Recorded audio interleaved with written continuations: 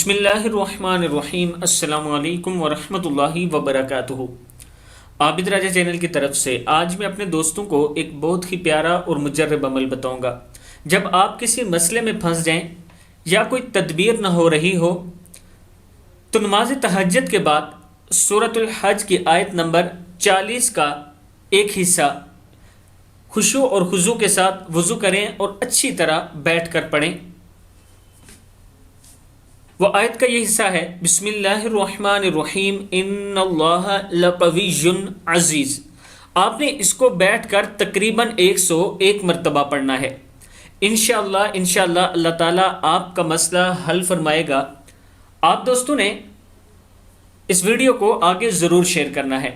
آیت پھر سن لیں ایک مرتبہ، ان اللہ لقوی عزیز، صدق اللہ العظیم۔